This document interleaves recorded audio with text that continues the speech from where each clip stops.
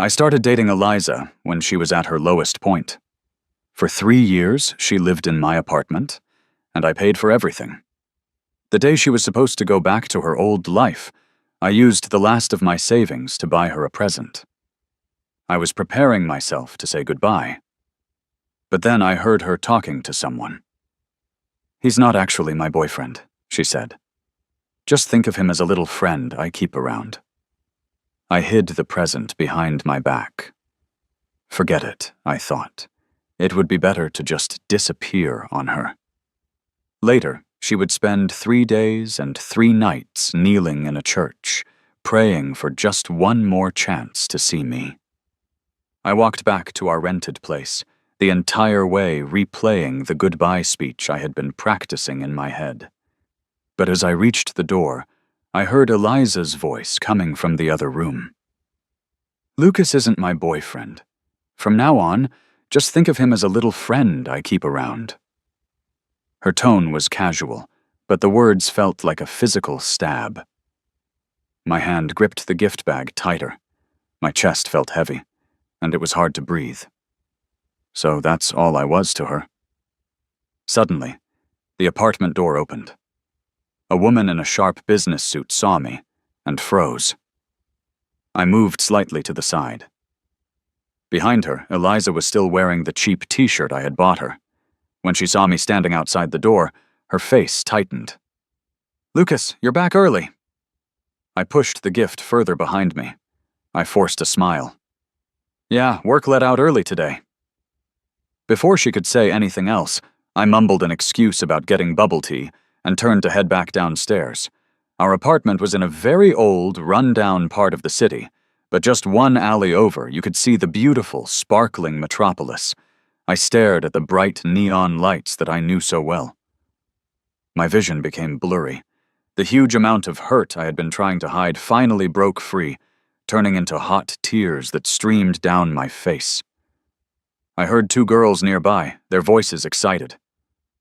"Wow, the New York heiress. She's seriously gorgeous. It's like a billionaire family drama playing out in real life." The whole city was currently talking about the famous heiress returning to her family's good graces, and that heiress was Eliza. I pulled out my phone. The news was still completely dominated by Eliza. I watched a video I had seen earlier that afternoon. Her beautiful, queenly face looked straight at the camera as she said no to a more detailed interview. But she did say there was one person she was very thankful for. When reporters asked for a name, she refused to say. It was ridiculous. How could I have been so foolish to think she was talking about me? 3 years ago, Eliza lost a terrible family power struggle and was kicked out of New York's elite world. I was the one who found her back in my small, rural hometown. At the time, she couldn't see and couldn't walk. She had been pushed out of a car and left on the side of the road like a homeless person. After I brought her home, she tried to end her life several times. I stayed by her side silently until she gave up on the idea. She never talked about her past. But I knew she was Eliza Thompson, the once famous New York heiress. This was because of a small act of kindness when she was in high school, an act that changed the lives of all the poor kids in my village, including mine. The Thompson family had set up a charity fund in her name for all the kids in our village, both boys and girls. The foundation paid for all our expenses from high school through college. But the foundation only lasted for a few years. I happened to be in the last group of students who benefited from it before graduating from college. I met Eliza once when I started high school. Back then, she was very pale and looked frail and sickly. She represented the foundation and handed me the financial aid package herself. When our eyes met, it was like looking at something extremely bright. She was that stunning. But she was clearly struggling to hide her impatience, just barely managing to pose for a group photo with us. The next time I saw her, I had graduated from college and was working as a sales associate at a high-end department store. She walked in wearing a fitted women's suit, her beautiful, wealthy-looking face marked with a tired expression. The store manager and department head immediately rushed to greet her. Outside, security guards were putting up ropes to clear the store for her. I heard a coworker next to me whisper in admiration, "It's Ms. Thompson. If you sell something to her, you'll meet your sales goal for the month." I watched from a distance, a small smile on my lips. She had changed so much over the years. The awkwardness of high school was gone, replaced by the refined look of an adult. Her face was more defined, her presence more striking. My coworker thought I was just staring and nudged me with his elbow. "She's gorgeous, right? Don't even think about it. She's one of the biggest heiresses in New York." I snapped back to reality, but my smile didn't go away. Suddenly, Eliza took a phone call. She started shouting in a mix of Mandarin and English, then quickly stormed out of the store. Based on the few sentences they overheard, my coworkers immediately started spreading rumors. The Thompson family power struggle is heating up. The media is saying the old matriarch is on her way out. The second branch of the family is most likely to take over. Eliza was the daughter of the family's first branch, but her mother had been in a car accident years ago and was in a coma. I secretly hoped she would win the terrible family fight. I never expected that a few months later, on a trip back to my hometown, I would be the one to find her defeated. In the months I took care of her, her leg injury slowly healed. Eventually, she listened to my advice and stopped trying to give up on herself. She agreed to go to the hospital to treat her eye condition. I used all my savings and even went into debt to pay for the surgery. We stayed in New York. Sometimes I would stand with her on a hill, looking out toward the glittering lights of Upper East Side. She never explained why, until the anniversary of her mother's death when she suddenly held on to me. She buried her head in my shoulder, her body shaking as she struggled to say the painful words. "They killed my mom, and then they kicked me out of the city. They said I could never set foot there again in this life." I felt a cold wetness on my shoulder. It was the tears she had been holding back for so long. She told me about all the terrible secrets in her family. I cried with her, but I also made sure to encourage her. Where there's life, there's hope. After that, we stayed in New York for 3 years. We were squeezed into my tiny rented apartment. During the day, I went to work at the high-end store. Eliza was busy with her own things. Sometimes I would talk to rich clients from Upper East Side. I'd listen to them talk about the changes happening within the Thompson family. Then, a little while ago, I heard that the head of the Thompson family was involved in a murder case, and the family's first lady, previously said to be in a vegetative state, had woken up. The leadership of the Thompson family was about to change. I knew Eliza was very likely about to take back her position as the city's top heiress. I had already been practicing my farewell speech. But for days, every time I practiced it in my head, I couldn't stop myself from getting choked up. Today, I heard that people from her world had already arrived. I used the last of the savings I had managed to save over the past 6 months. I bought a silk pocket square from the store. I thought it would be a nice parting gift. Our worlds were too different. This was where it had to end. But I never expected her to think of me that way. A wave of hurt and anger washed over me. It took a long time to calm myself down before I went to a bubble tea shop to buy tea. An hour later, I returned to the apartment with the drink. Eliza had showered and was wearing the cheap pajamas I had bought her. She didn't explain the woman in the business suit from earlier. She just stared at me with her deep eyes, as if waiting for me to ask something. I don't know why, but the small, cozy apartment suddenly felt too small and suffocating. The cheap wallpaper was peeling away, showing a stained patch of wall underneath, making the place look even poorer. I looked away, trying to sound normal. The bubble tea shop has a new special. I had to wait in line for over half an hour. As I spoke, I unwrapped a straw, put it in the cup, and took a big sip before offering it to her. "You should try it." She didn't take it. A heavy silence settled between us. I awkwardly pulled my hand back. Right. She was about to go back to being a high society heiress. Why would she want to drink this cheap stuff anymore, let alone share a cup with someone? But I still remembered when we first got together. She used to complain about me eating junk food, then lean over and take a sip from my bubble tea. A sharp pain hit my chest. I pretended to be hot and put the drink down, heading for the bathroom. When I came out of the shower, the light overhead flickered a few times. Then it burned out completely, plunging the room into darkness. In the dark, Eliza wrapped her arms around me. I reached up to push her away, but then I heard her say, "Lucas, we'll be together forever." I mumbled a soft, "Oh." My heart sank. Together forever, as her little friend? I didn't let Eliza see how upset I was. I felt my way in the dark toward the hairdryer. She turned on her phone's flashlight to help me dry my hair.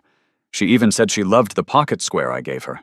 I realized then that she had already opened my gift.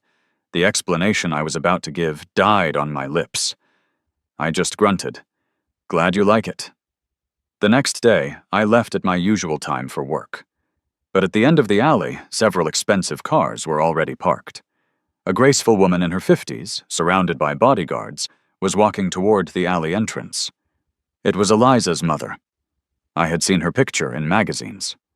Back at the store, I handed in my resignation. I even purposely told them Eliza was my girlfriend. When my manager heard, he approved my resignation right away. He even said he'd help make the process simple and fast. I could be completely finished in 2 weeks at the latest. I smiled and thanked her, then asked her to keep my departure a secret. After taking care of all that, I didn't rush back. I wandered around outside until evening before returning to the apartment. Eliza wasn't there. The small rental felt huge and empty. 3 years of memories we had made here flashed through my mind, moment by moment. As I thought about it, my eyes filled up again. Suddenly, I heard the sound of the door opening. I quickly blinked back the tears. Eliza was wearing a custom-made suit. A white silk shirt was neatly tucked into perfectly ironed pants. Her suit jacket was draped over her left arm. Her refined, expensive look was completely out of place in our old, run-down apartment. Our eyes met, and she gave a small smile, dangling the bubble tea in her right hand. "I bought you bubble tea." Her long, thin fingers lightly hooked the edge of the plastic bag. I got up to take it, and caught the faint smell of alcohol on her. I figured she must have been at some fancy dinner, dressed like that. But as usual, she didn't offer a single word of explanation. And I was the only one drinking the bubble tea. After I had absent-mindedly finished half of it, Eliza suddenly grabbed my hand and pulled me out the door. Outside, a driver was waiting in a luxury car. As soon as he saw Eliza, he got out and opened the back door for us. The multi-million-dollar car sped down the road. It took us straight to the same hillside overlook I had taken her to before. Below us were the glittering neon lights of the city. Across the way was Upper East Side, the place she had longed for. Eliza linked her arm through mine and spoke softly. "Lucas, I have to go back for a bit tomorrow." The separation I had expected for a long time was finally here. I calmly replied, "Yeah, I saw the news. Congratulations." The news also said that when she went back, she would be getting engaged to a rich young man. "Once I get things sorted out, I'll come back and get you." Her voice was filled with a happy excitement, her tone rising. I looked down at her. Seeing her look of absolute certainty, I swallowed the words, "As what?" and asked instead, "Take me there for what?" "To live." Her hand suddenly gripped mine tightly, but the warmth of her touch couldn't reach my heart. The words "little friend" flashed in my mind again, sending a wave of hurt through me. I didn't push her for more, just giving a small hum of acknowledgement. Not noticing anything wrong, she made a confident and sure promise. "Lucas, no matter what, no one can ever shake your place with me." I smiled. I hid the lump in my throat and the sting in my eyes in the darkness. A mountain breeze blew past. It was a summer night, but I felt like I was standing in the dead of winter. The day I finished my resignation process, Eliza still hadn't returned from Upper East Side. The media had reported a few things about her trip, for instance, the high-profile engagement that everyone was watching. Eliza had also explained it to me via text. "Nothing can shake your place in my heart, Lucas. Wait for me. I'll be back to get you on Tuesday." I cleverly didn't ask any more questions. I just sent back a smiley face emoji to make her think I understood. Today was Tuesday. I took one last look around the apartment. I grabbed the handle of my packed suitcase and walked away. The sky was gray and cloudy, threatening rain. The sound of my suitcase wheels mixed with the noise from the street, echoing in my ears. I walked to the end of the alley and stopped.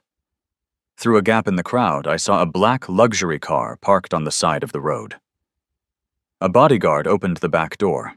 Eliza, dressed in a sharp business suit, stepped out. She adjusted her collar and started walking toward the alley. I turned off my phone and put in the new SIM card I had bought a couple of days ago. I pushed through the crowd, walking in the opposite direction. Eliza returned to the empty apartment, but saw no sign of Lucas. I told him I'd be here to pick him up today. Where is he?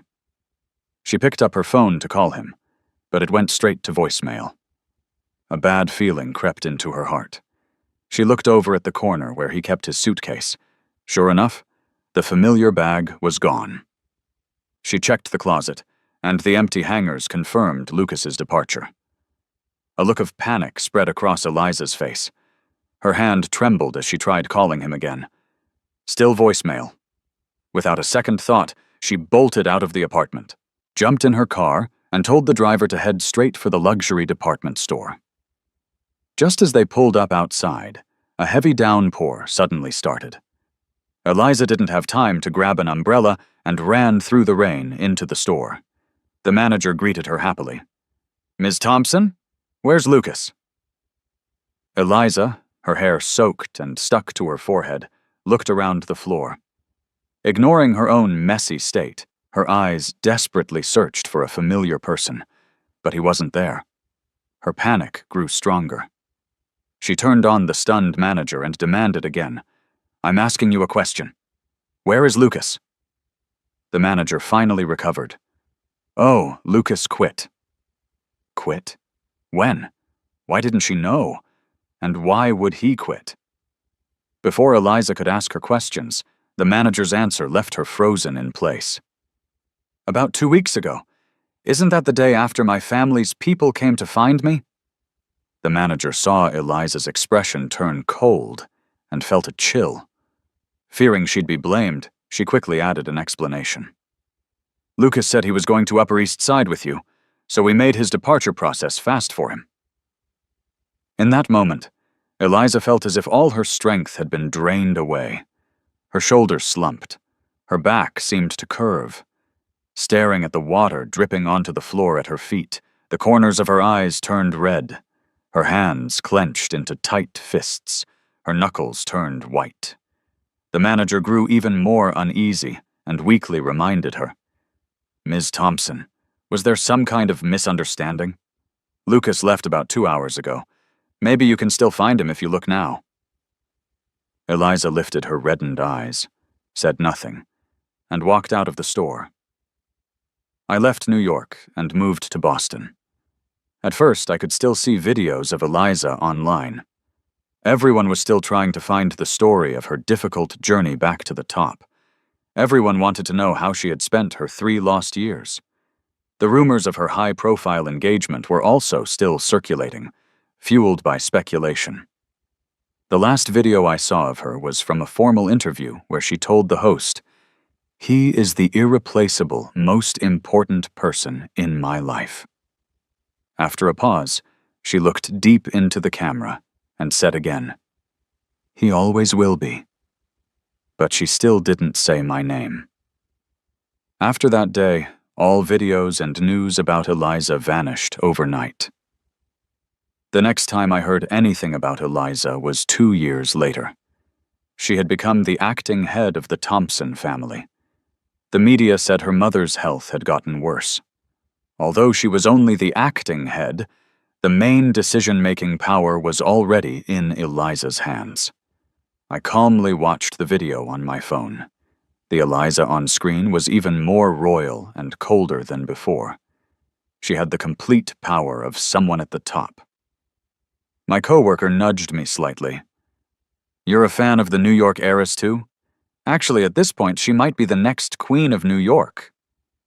I put my phone away and just gave a slight smile. My coworker was still complaining about his own fate. "Sigh, even though we sales associates get to deal with these rich people all the time, we can never be one of them." I nodded in agreement. "I guess so."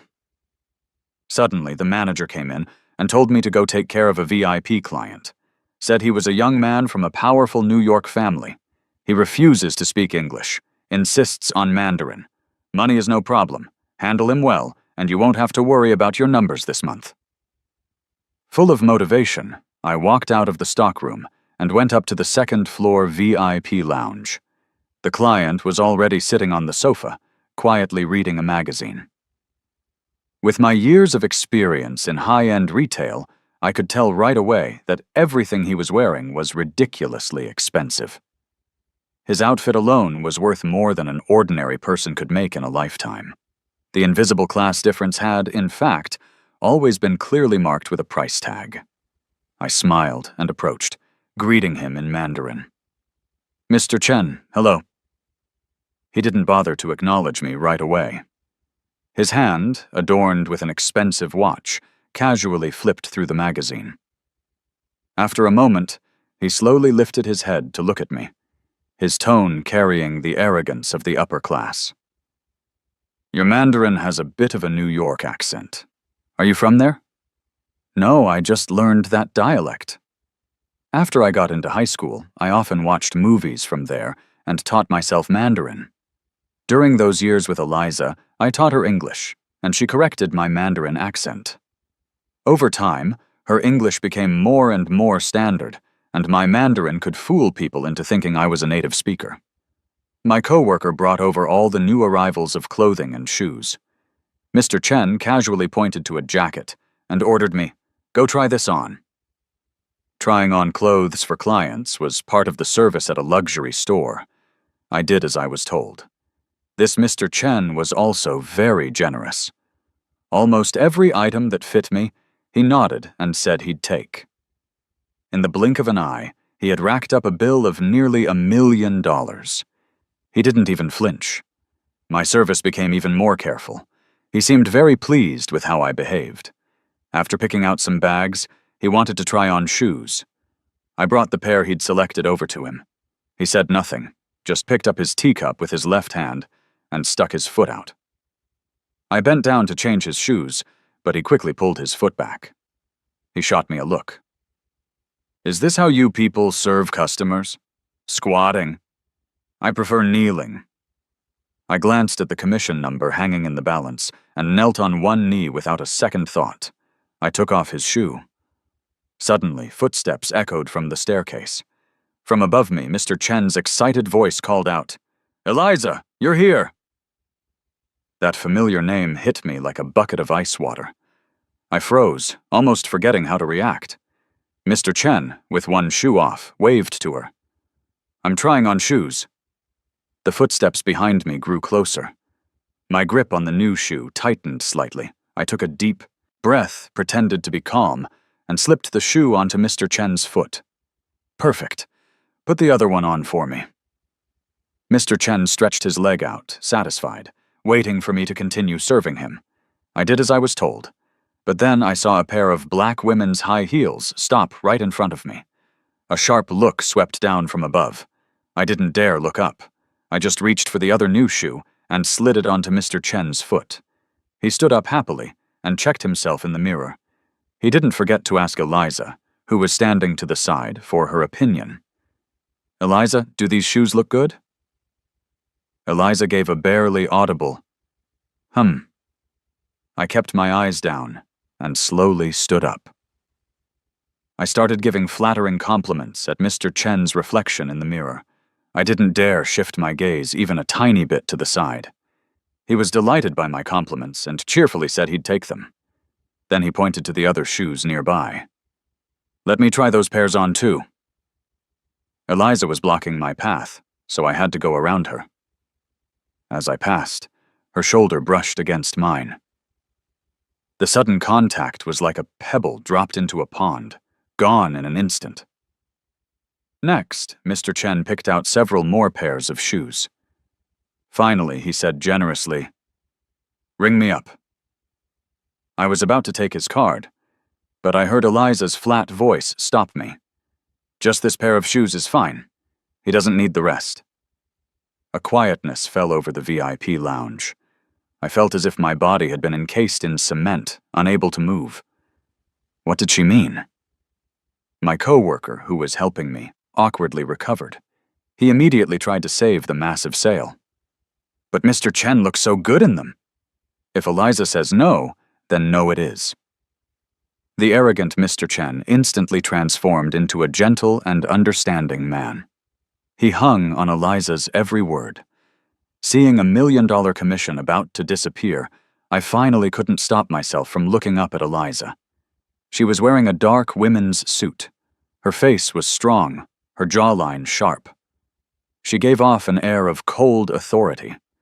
Her eyes fixed on me were as sharp as a hawk's, as if trying to see right through me. Our silent eye contact created an invisible pressure. I hadn't seen her in over 2 years, and her presence was even more powerful than it appeared in videos. Thinking of the commission I was about to lose, I couldn't help but ask, "Is Ms. Thompson dissatisfied with something?" She scoffed. "I'm dissatisfied with you." As she spoke, a chilling, almost unnoticeable smirk played on her lips. Then, without even taking the shoes, she turned and walked out.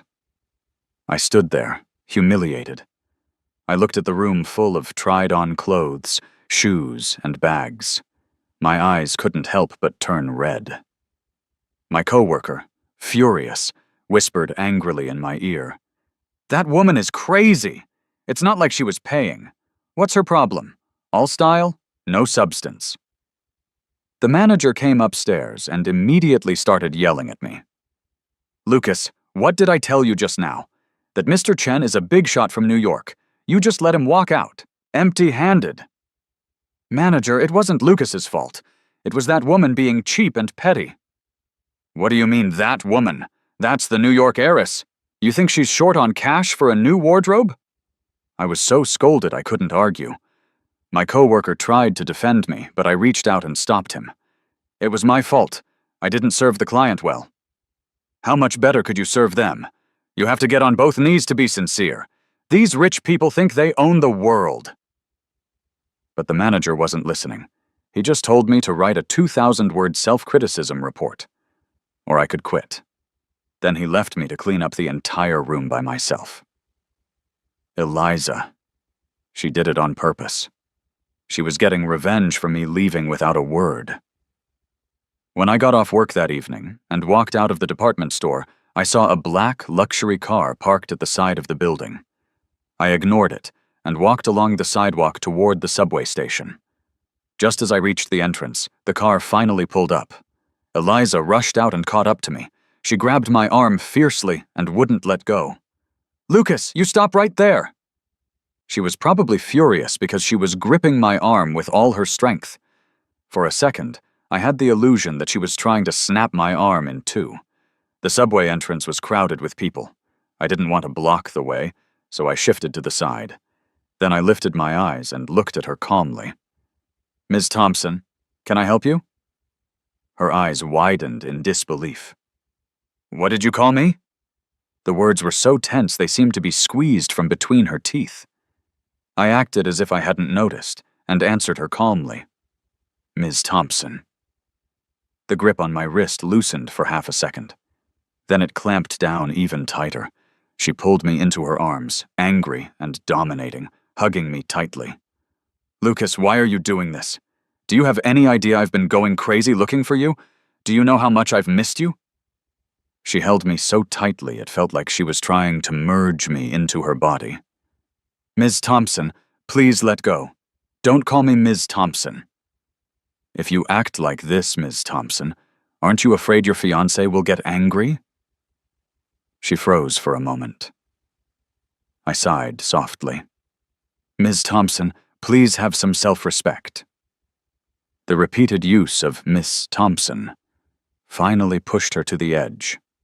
Her lips trembled as she spoke.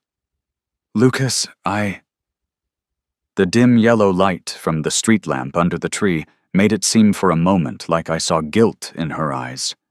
But in less than a second, I let out a sad laugh. "We were always from different worlds. A proper goodbye is the best ending for both of us." Boom! A clap of thunder cracked across the sky. Another summer had arrived. Fat raindrops began to fall, splattering on the pavement and kicking up dust. Watching people hurry into the subway entrance, I planned to do the same before the heavy rain started. "Goodbye, Miss Thompson." The farewell I hadn't said 2 years ago was finally spoken today. Eliza didn't try to stop me. Until I had entered the subway station, she remained rooted to the spot, as still as a statue. All around her, people rushed past to get out of the rain. I paused and glanced back at her. She was looking at me, her lips moving slightly. The distance was too great. I couldn't hear what she was saying. I couldn't understand what she was trying to say either. In an instant, the pouring rain soaked her completely, but she didn't move an inch, standing tall and motionless. She looked just like she had when I first found her. Back then, she had fallen from a vibrant New York heiress to a broken, penniless woman. At the darkest moment of her life, she felt no human warmth. Blind and with an injured leg, even after her leg healed, she remained self-destructive. One day during a heavy storm, she stood on the ridge of a field in the village. Below her was a swollen river. I panicked and threw my arms around her. "Eliza, are you crazy? That's a river down there. If you fall in during this season, you'll die." The rain was so heavy I could barely open my eyes, but I didn't dare loosen my grip on her. She just laughed, completely unconcerned. "Then let me die. No one will care anyway." "Who said no one cares? I care." Thunder rumbled across the sky, and a brilliant flash of lightning struck a nearby hillside with a deafening crash. She turned her unseeing eyes, searching for me. Like a lost, homeless child, she asked weakly, "Will you have me?" I nodded forcefully, with absolute certainty. "Yes, I'll have you." Once I was on the train, I finally realized what Eliza had just been saying. "You don't want me anymore." A sudden, sharp pain shot through my heart. I forced myself to stay composed, walked onto the train, and grabbed a handrail. Only after the train started moving did the tears begin to silently fall. Eliza, who was it that didn't want who? Even if I came from a poor village, I wasn't some backup plan you could summon at will. I wasn't some little friend who could never be seen in public. The next day, I went to work as usual. As soon as I reached the entrance, my coworker pulled me back outside. "That guy from yesterday is back. He's asking for you by name." "Mr. Chen? Yeah, he doesn't look happy, and he was just asking us a lot of questions about you." My coworker looked at me with concern. "Lucas, you didn't piss off these rich people, did you?" I shook my head. When I got inside, my manager gave me a stern talk.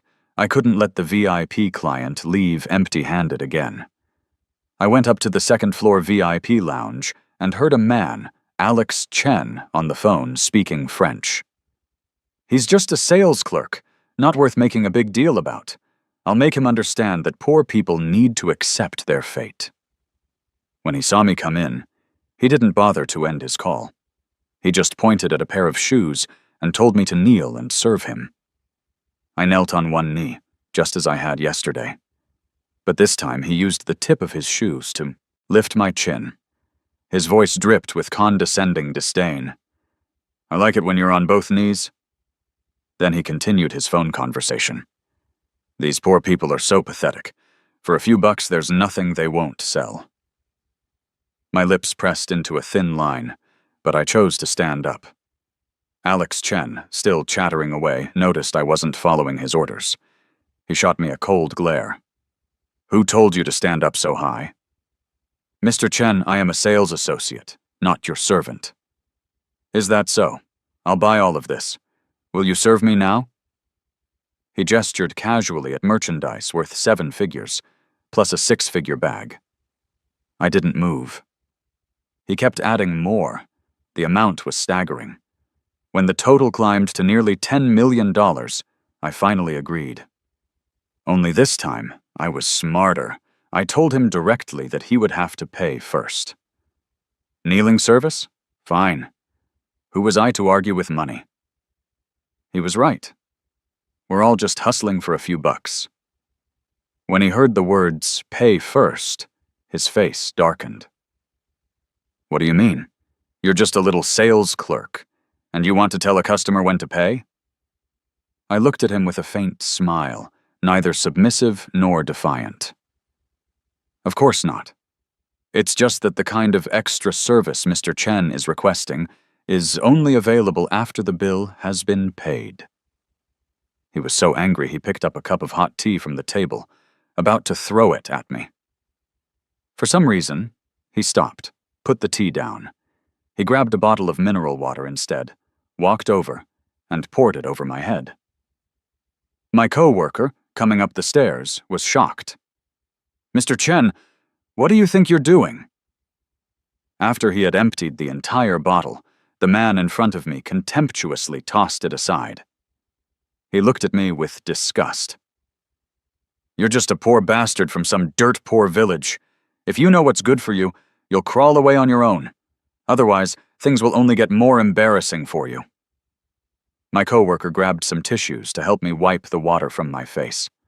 He confronted Mr. Chen. "That was incredibly insulting." "Insulting?" Mr. Chen sat back down. "I'm just teaching him a lesson, a little wake-up call." He took out his phone and snapped a few pictures of my pathetic state. Then he continued his conversation in French. "Ethan, look! Doesn't he look like a miserable stray dog on the street? It's fine, he can't understand what I'm saying anyway. Besides, even if he had 100 times the nerve, he wouldn't dare go telling on me to Eliza." I bent down, picked up a tissue, and slowly wiped the water from myself. Then I took out my phone, found Eliza's number, and called her. I spoke calmly. "Eliza, tell your people to stay away from me." The VIP lounge fell silent. Mr. Chen was completely stunned. His hand holding his phone tightened. I even continued right in front of him, speaking to Eliza in French. I don't know what this Mr. Chen has misunderstood, but he decided to come here and ruin my day. If he gets his kicks from insulting me, I'd appreciate it if you'd rein him in. After I finished, I hung up the phone. And Mr. Chen finally realized I could understand French. His face went from pale to flushed and back again. French and English were Eliza's second languages. She had taught me in the past, and for the last 2 years I had continued practicing my speaking skills with online tutors. So while I couldn't read or write it well, I could understand and speak it conversationally. He stammered for a moment, unable to get another word out. Suddenly, as if remembering something, he got up to leave. He took a few steps, then turned back to grab the bag he had forgotten. Looking at the room full of merchandise, my coworker complained once again. "Is that Mr. Chen crazy or something? Is he just messing with us? Orders a ton of stuff, doesn't buy a single thing." I took a deep breath and forced a slight smile. He wasn't here to buy anything. He was here to cause trouble for me. The Chen family.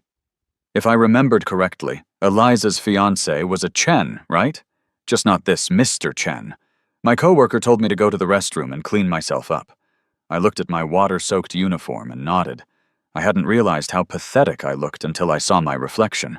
In the restroom, I saw that I really did look like a stray dog. My wet hair was a mess, plastered to my head. The white shirt underneath was soaked through, clinging to my skin. It was a complete disaster. When I got back to my station after cleaning up, Eliza was already waiting there. "Lucas." She strode toward me. Her eyes held a glimmer of joy that I couldn't quite figure out. I figured she must have misunderstood something. Did she think my calling her for help was some kind of indirect attempt at getting back together? At that thought, my face hardened. "Ms. Thompson, your friend Mr. Chen has interfered with my work. I hope it doesn't happen again." I was just an ordinary person. I needed to work. I needed my commission. I needed to eat. I didn't have time to be a plaything for rich people like them. Seeing my cold and distant attitude, the expression on Eliza's face wilted like a frostbitten flower. It fell instantly. She didn't say much more, just gave a single promise. "It won't happen again." Before she left, she spent a fortune buying a huge pile of things. She put it all under my sales ID, and for the shipping address, she wrote down my address. I kept my eyes lowered and spoke in a professional tone. "Ms. Thompson, employees are not allowed to receive packages for customers." She didn't argue, just changed it to a local address. And she specifically requested that I deliver it personally. 7:02 p.m. That was the time she set. When the time came, I deliberately asked my coworker to come with me to make the delivery. When Eliza opened the door, her face fell. "Ms. Thompson, here are the items you purchased from our store today. The items have been delivered, so we won't disturb you any further." I went things down and turned to leave. But then I saw a photo of her and me displayed in the living room. In it, I was smiling brightly, my arm draped over her shoulder. She had a slight upturn of her lips, but her eyes were full of laughter. It was like a message telling me that we had once been in love. My coworker saw it too, and gave me a surprised look. I pretended I hadn't seen anything and started to walk away. But Eliza grabbed my hand. "Lucas, don't go." The lighting was perfect, casting a bright circle around her. The scene was so dramatic, like a movie coming to life. But I knew I didn't want to be that little friend. I looked down at the fingertips, trying so desperately to hold me back. The long, thin bones were visibly tense with the effort. I used to love holding her hand, interlocking our fingers. I would always tell her how beautiful her hands were, praising them with a grin. "Ms. Thompson, please have some self-respect." I slowly, firmly, and intentionally pulled my hand away. In the past, I was the one who reached for her hand. Now I was the one pulling away. She looked like she was about to shatter, but she still uncurled her fingers one by one. After that, Eliza didn't bother me again. She was from New York, after all, and was just in Boston on business. I thought her appearance in my life would be as brief as a shooting star. After all, from the moment she told someone I was just a little friend, and with her engagement to the socially equal Mr. Chen, it was clear she was a very practical person. She had too much to lose, so she could never give it all up. In her balancing act of compromises, I was the one to be sacrificed. But my pride wouldn't let me accept that, so a clean break was the most logical result.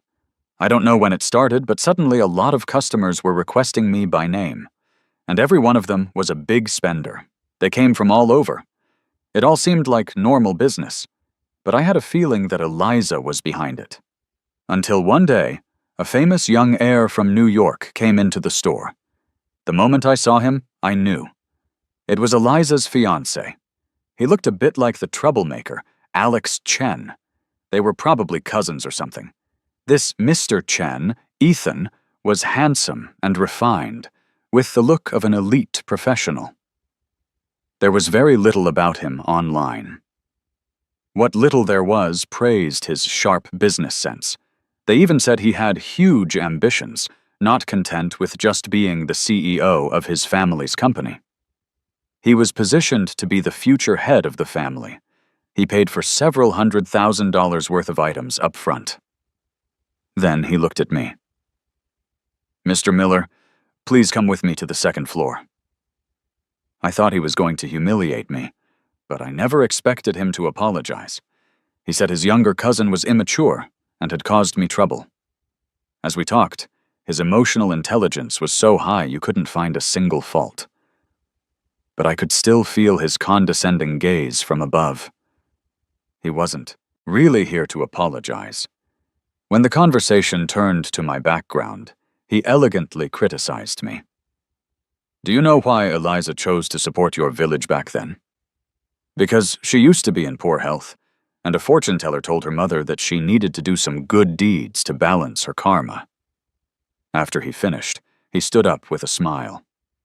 "It was just a casual act of charity. There's no need to get too full of yourself." I stood there staring at him. Mr. Miller, it wasn't easy for Eliza to get where she is today. I don't mind your existence, but I hope you'll think carefully about your position." I understood what he was there for. He was telling me to be smart and disappear. His so-called not minding was the contempt of a superior for an inferior. I suddenly understood what Eliza had meant back then when she talked about the filth of the upper class. It was indeed disgusting. I quit my job again, and I left Boston. With the savings I had managed to scrape together over the past 2 years, I went to San Francisco. It was as if everything had returned to the starting point before I ever met Eliza. I cut myself off from all social media. I let time slowly drift by. When winter came, I took some food and stood by the bay, feeding the seagulls.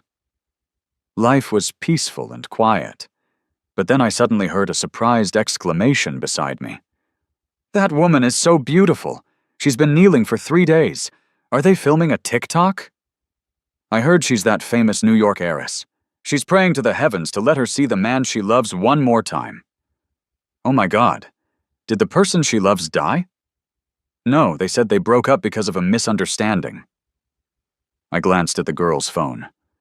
The video was of Eliza. She was kneeling devotedly before an altar, praying for something. I finally opened up my browser. I searched for Eliza Thompson, and I discovered that in the short 6 months I had been offline, a lot had happened. She had called off her engagement to the Chen family. At a banquet in front of all the guests, she had poured champagne all over Alex Chen. It was a total humiliation. The comments said it was because he had done something similar to the person she cared about. They also said that after Ethan Chen's engagement was broken, he was kicked out of the family's core leadership. The Thompson family also went through a major change. The second and third branches of the family were forced out of the business and left New York. Eliza became the youngest person to ever take control. In just 6 months, it was as if Eliza had raced through a checklist, getting everything done. All the ruthless decisions, the huge obstacles, the bloody battles, all condensed into these few concluding sentences. Now she was the winner, standing at the top. She should have been looking down on everyone, but instead, she was on her knees, devotedly praying to see me again. The nameless, important person she had mentioned to the media was finally revealed. His name is Lucas Miller. He is the person I want to spend the rest of my life with. I want to tell him I never considered him an option. Everything I did was to clear the obstacles for our future. I watched the videos one by one, moment by moment. Only then did I realize she had just been enduring it all, plotting everything. A tidal wave of wanting washed over me. I rushed back to my rental, grabbed my bag, and headed for the airport. The chapel she was at was in New York, a place I knew well. By nightfall, I finally saw that familiar figure. She was still kneeling there. Her back was straight. A bodyguard beside her was trying to persuade her. "Miss Thompson, it's been 3 days. Mr. Miller still hasn't shown up. He probably hasn't seen the videos. Let's try another way." I saw them. Time seemed to stand still. The cold wind blowing in felt like it carried the warmth of summer, searing my heart. Eliza, kneeling before the altar, slowly turned around. Her eyes flickered. I stepped over the threshold and walked toward her, a mess of tears and laughter. "Eliza, I saw them." She scrambled to her feet and ran toward me. She threw her arms around me and spoke urgently. "Lucas, you overheard what I said to my mother's people, didn't you? I never really wanted you to be my little friend. I said that for my mother's spies to hear. I know my mother too well. She would never allow me to care so much for a man." I hugged her back and answered softly, "I know." On the way here, I had thought it all through. I was already half sure that what she had done was a strategic retreat. I also told myself that when I saw her this time, I had to get a clear answer. If she gave me any other excuse, this would be the last time I ever saw her. Thankfully, she explained it herself. I bit my lip and laid my cards on the table first. "Eliza, I will absolutely not be a little friend." She let go, placing her hands on my shoulders, her eyes fiery and serious. "Not a little friend. My husband. Will you be my husband?" I looked up at her, then glanced at the altar before us, and answered with a firm, heavy nod. "Yes,